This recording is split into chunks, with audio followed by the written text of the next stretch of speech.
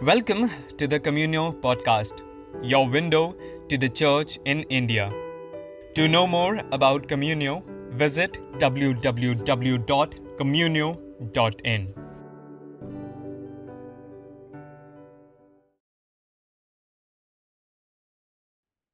Jai Yesu, I welcome each and everyone to the new episode of the Communio podcast, wherein we are encountering, witnessing people, personalities, groups who are at the mission station, who are at work for the good of the church.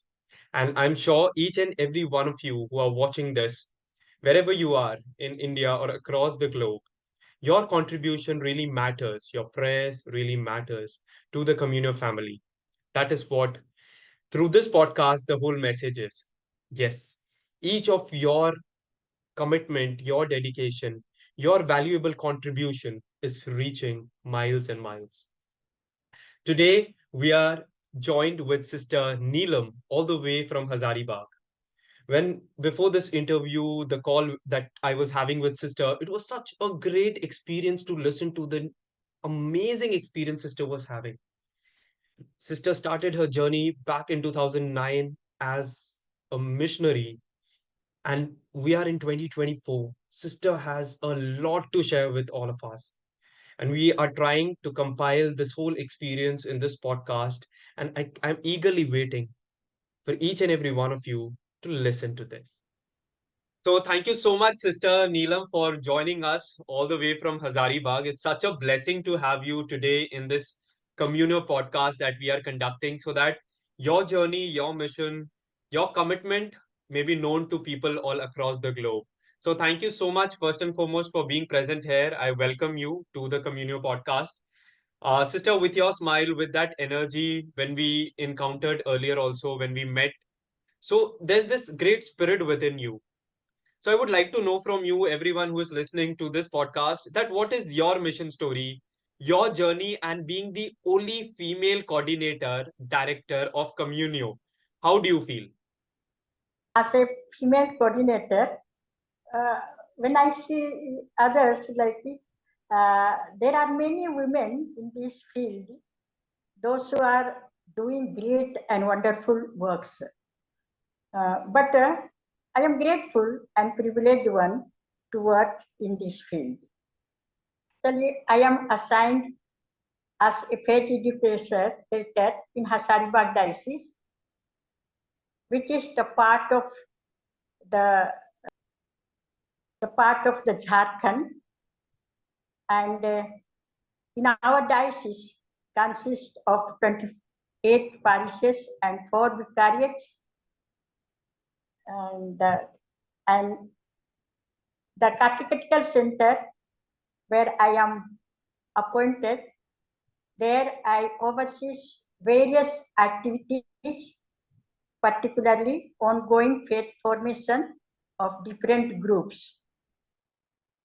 And I see and I realized that in this mission, the sense of mission has transformed the lives of our people and greatly improved their basic livelihood.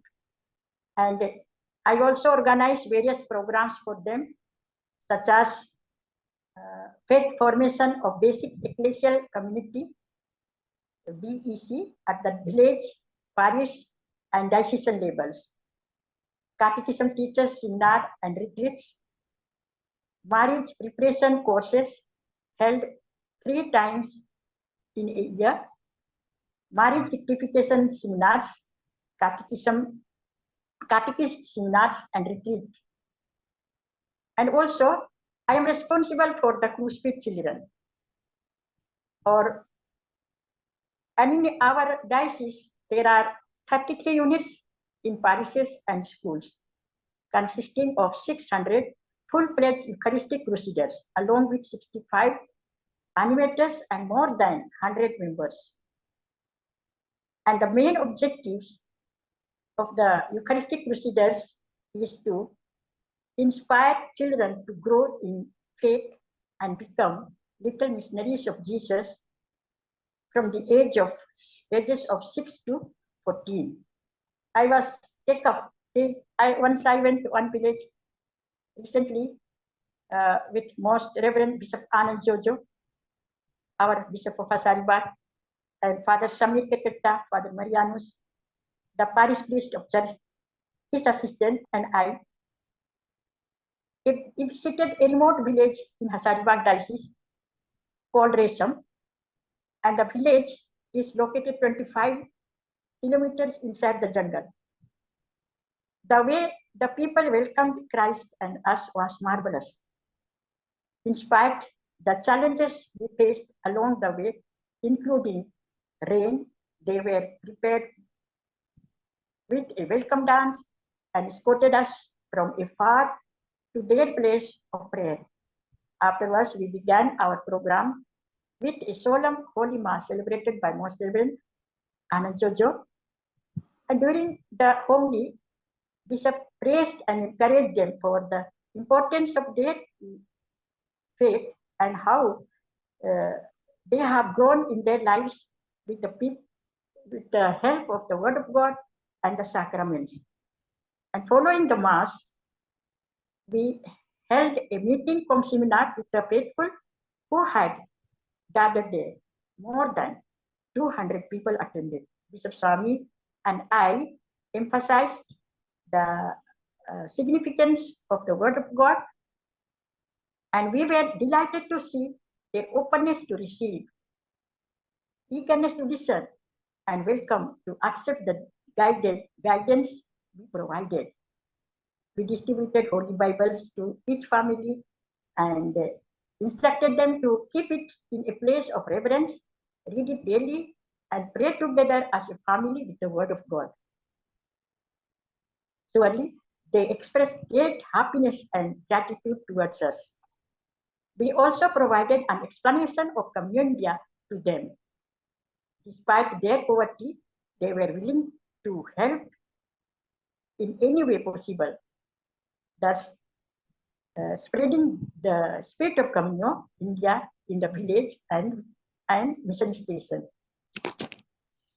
So it's truly a blessing for me, for the Communio family, to have such great coordinators, such great personalities like you, who are always in full of energy, full of great spirit, and blessed with the Lord's energy to carry the mission of the church at large.